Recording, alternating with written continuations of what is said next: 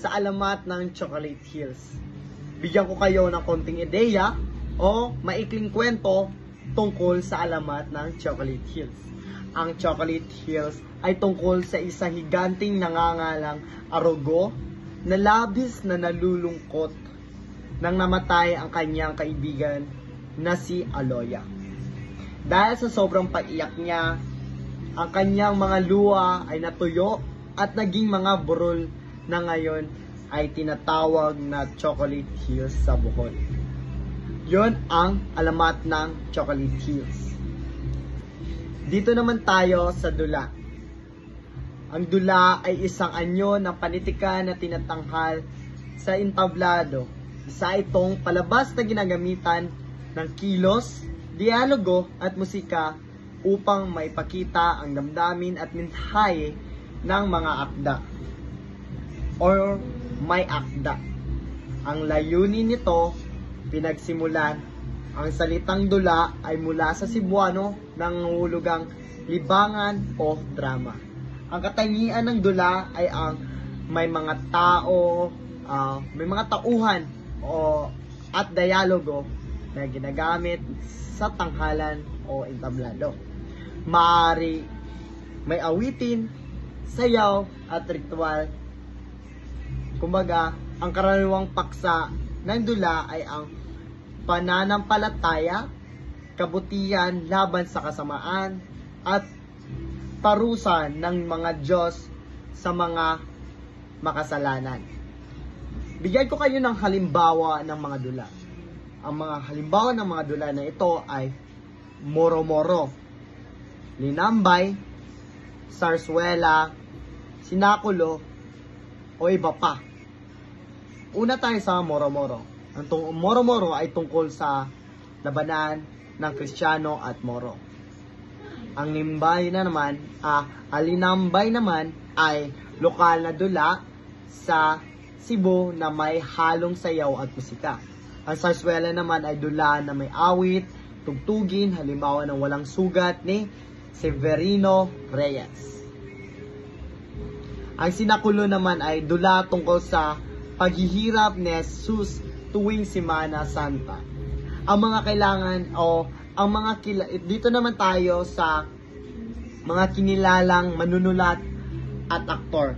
Ang mga manunulat at aktor sa dula ay sina Vicente Soto, Buenaventura Rodriguez, Florentino Borromeo at Payos Cabahar. Yan ang mga kinikilalang manunulat at aktor ng dula. Dito naman tayo sa tula. Ang tula ay isang sining na salita na may sukat, tugma at talinghaga. Pinapahayag nito ang damdamin, karanasan o aral na may likhaing paraan. So, saan ba nagsimula saan pinagmulan ang tula? Nagsimula ang tula sa mga dasal, awitin at bugtong ng mga ninuno. Dito tayo sa karaniwang paksa ng tula. Ang karaniwang paksa ng tula, dito na pumapasok ang pag-ibig, damdamin, relihiyon, kabayanihan, at lipunan. Bigyan ko kayo ng isang halimbawa ng mga tula. Ang halimbawa ng mga tula ay ang Sa Kabataang Pilipino ni Jose Rizal. Yan ay isang unang halimbawa ng mga tula. Pangalawa, ang Goryon ni Ildefonso Santos. Bato Balani sa Gugma, tanyag ng tulang Bisaya. Ako ang daigdig ni Alejandro Abadela. Yan yung mga halimbawa ng mga tula na pinapahayag dito sa topic na ito o sa layunin na ito. Dito naman tayo sa mga kinilalang makata sa tula. Dito na pumapasok si Vicente Renaudot, ama ng makata ng Cebuano, Nicolas Roffles, Amando Osorio, Biasada, Alesna, Fernando Boyser, mahalagang publikasyon ng El Boletín de Cebu noong 1886. Ang suga noong 1901 o 1911, Bisaya 1930, kasalukuyan. Yun ang mga tula ng ating mga dapat nating malaman o nilalaman ng tula. Dito naman tayo sa nobela. Ang nobela ay isang mahabang kathang na mapaniktikan na naglalahad ng mga pangyayari sa buhay ng mga tauhan. Nagpapakita ito ng kabubuang larawan ng lipunan at may isyong kinakaharap ng tao. Ang mga katangian ng nobela ay mahabang salaysay, maraming tauhan at kabanata. May mga tungkulin tulad dito ay tao laban sa tao, lipunan o sarili. Halimbawa ng mga nobela, dito ay pumpasok sa Teresa ni Antonio Obida kung kauna-unahang sa Cebuano noong 1852, mga bungsod nga gipongaba ni Sulpicio Osorio noong 1929. Dito rin pumapasok yung sa nobela, yung No Limit Tangere at El Filibusterismo ni Jose Rizal. Yun ang mga halimbawa ng mga nobela na nilalaman dito sa layunin na ito. Kinilalang nobelista si Sulpicio Osorio o Sulposor Becene Rama, Martin Abelina, Lena Espingmore, Antonio Abad. Yun ang mga nilalaman sa nobela ng ating tinalakay. Dito naman tayo sa maikling kwento, Sugilanon. Ang maikling kwento ay isang maikling salaysay na tumatalakay sa isang pangyayari o aral. Layunin nitong magbigay ng aliw, aral, inspirasyon sa mga nambabasa. Sa Cebuano, tinatawag itong Sugilanon o Mubong Sugilanon.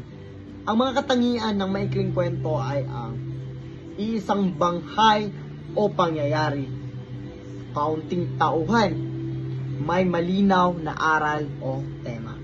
Ang mga halimbawa ng maikling kwento ay ang Maming ni Vicente Soto, Dungog ng Kamatayan ni Fernando Boiser, Damgo ni Nicolas Raffles, Larawan ni Vicente Rama, si Mang Estong ni Liwayway Arsoyo, ang Kulapi ni Benjamin Pascual.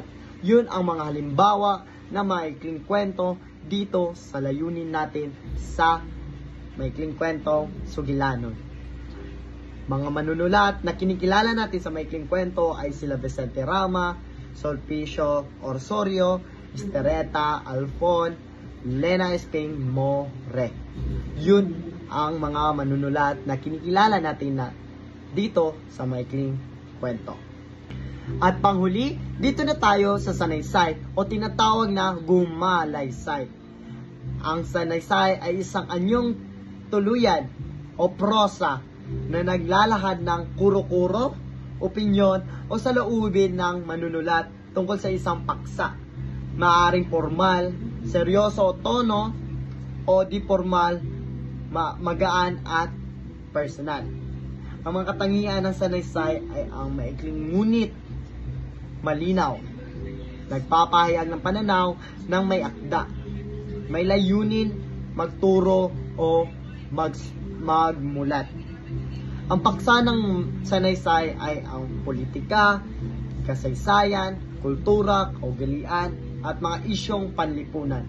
Yun ang mga paksa ng sanaysay ng ating dapat nating malaman.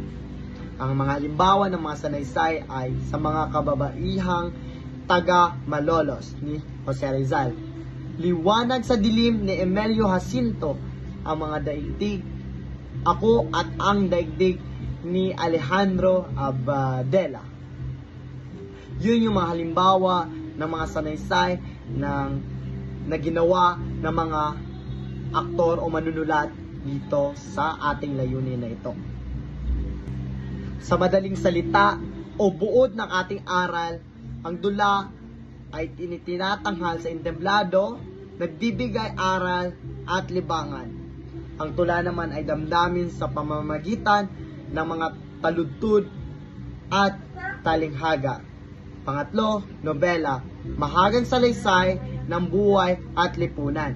Pang-apat, maikling kwento. Ito na yung maikling kwento ng aral o damdamin. At panghuli, sanaysay, pagpapahayag ng sariling ideya o koro-koro. Yun ang buod o aral o mas madaling sabi.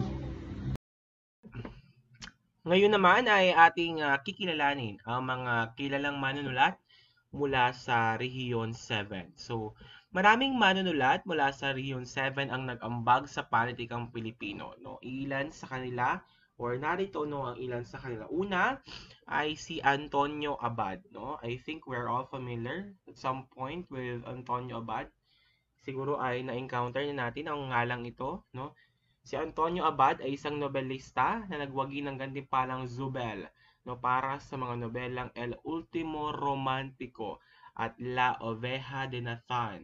No, so siya po, no, si Antonio Abad. Ikalawa ay si Estrella Alfon, no, isang kwentista at mandudula na nagkamit ng maraming parangal sa Palanca Awards.